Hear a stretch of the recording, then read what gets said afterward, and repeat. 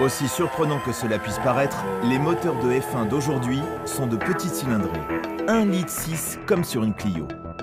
Mais ils sont 6 à 7 fois plus puissants que ceux des voitures de série. De l'autre côté de la Manche, à Viry-Châtillon, en région parisienne, 250 personnes développent et construisent les moteurs Renault. C'est ici que sont conçues les 4000 pièces qui composent le moteur de la monoplace. Depuis près de 40 ans, Renault, en tant qu'écurie ou motoriste, a remporté 11 titres de champion du monde des pilotes, 12 titres de champion du monde des constructeurs et 168 victoires en Grand Prix.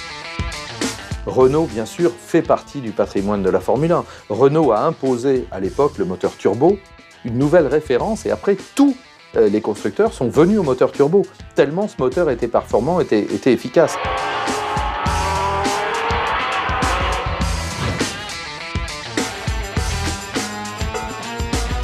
Au département banc d'essai, les moteurs sont poussés à plein régime, au maximum de leur capacité. Derrière ces lourdes portes, on les fait tourner dans des conditions strictement identiques à celles d'un Grand Prix.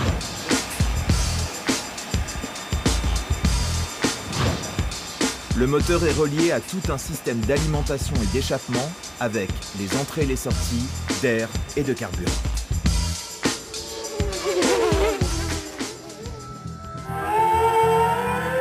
Aussi surprenant que cela puisse paraître, les moteurs de F1 d'aujourd'hui sont de petits cylindrés, 1,6 litre comme sur une Clio.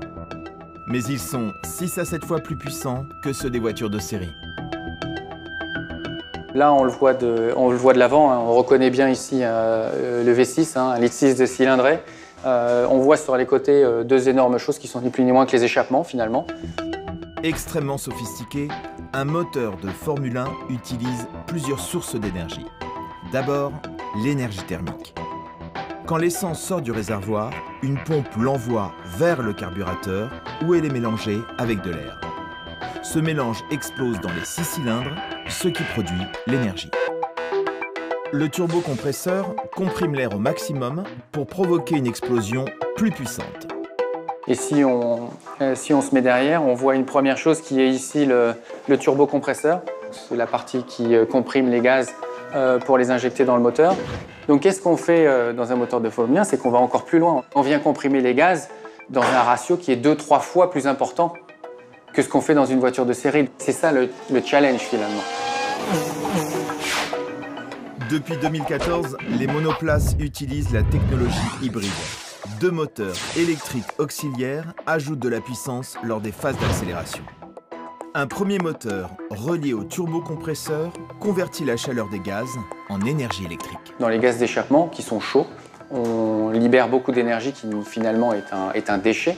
Et au travers de ce moteur électrique qui lui est plugué dans le turbocompresseur, on est capable de récupérer une partie de l'énergie qui est normalement gaspillée dans les gaz d'échappement.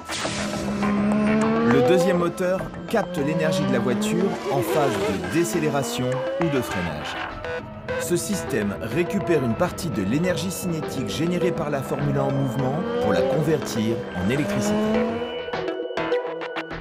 Ce sont des moteurs générateurs, c'est-à-dire qu'ils peuvent fonctionner dans les deux sens. Ou je récupère de l'énergie électrique et je le stocke dans la batterie, ou alors à l'accélération, on peut puiser de l'énergie dans la batterie et accélérer plus fort parce qu'on vient donner un surplus d'énergie sur ces roues. Maintenant, ce qui est vraiment impressionnant, ce qui est très compliqué, ce qui a été très compliqué à mettre au point pour tout le monde, c'est de faire fonctionner intelligemment, vraiment à l'unisson, les 3 moteurs. Finalement, parce qu'on n'a pas un moteur, on a ce qu'on appelle une unité de puissance. Hein, donc c'est très hybridisé et c'est ça qui nous permet d'atteindre les puissances. On atteint, je pense qu'on va atteindre cette année 1000 chevaux. Aujourd'hui, on a peut-être plus de choses à gérer, plus la façon dont on gère l'énergie par rapport à avant. En termes de sensation de pilotage, les nouveaux moteurs ont une technologie extraordinaire et donc on ne sent même pas qu'il y a plusieurs moteurs qui fonctionnent ensemble. Cette nouvelle technologie hybride permet d'économiser 30% de carburant. On est parti? Allez, let's go. Sur ce banc d'essai, les ingénieurs poussent les 190 kg du moteur à plein régime pour en évaluer les performances et l'endurance. car selon la réglementation, un pilote a droit à seulement 4 moteurs par saison.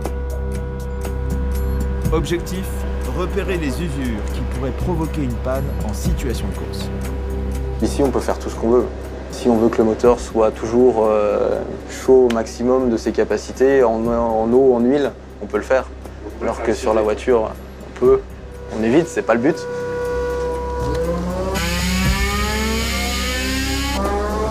Lorsque l'on pousse le moteur, les lignes d'air se dilatent au niveau des durites, à cause de l'augmentation de la pression.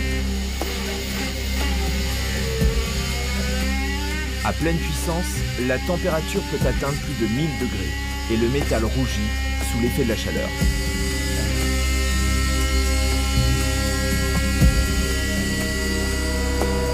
Tout au long de la vie du moteur, il va y avoir de l'usure dans le moteur. Tous les environ 500 km, on prélève l'huile, on l'analyse pour vérifier si l'intérieur du moteur se dégrade comme on le souhaite ou pas. L'ensemble des mesures s'affiche en temps réel, comme par exemple les températures ou les pressions dans chaque cylindre. Pousser le moteur à pleine puissance dans une atmosphère confinée peut s'avérer dangereux. Ça, c'est un mushroom pour couper l'allumage en cas de problème. On peut avoir éventuellement un départ de feu ou même un bruit suspect. Dès qu'on a le moindre doute, on coupe l'allumage et comme ça, le moteur fonctionne sans étincelle, sans rien. Le V6 peut tourner jusqu'à 10 500 tours minute et développer plus de 900 chevaux. Les moteurs de Formule 1 actuels, ils sont énormément bridés parce qu'on est limité en débit maximum de carburant à 100 kg/h. Et si on n'avait pas cette bride, cette limitation de débit carburant, on aurait des perfos qui seraient presque les pilotes pourraient plus les emmener, les voitures. Il ne faut pas nécessairement opposer frugalité de la consommation et performance, voire même plaisir de conduire. Évidemment, on a plaisir à conduire une Formule 1. Évidemment, les Formule 1 sont des monstres de puissance. Et pourtant, en matière de consommation, on a également abattu des murs qu'on pensait impossibles.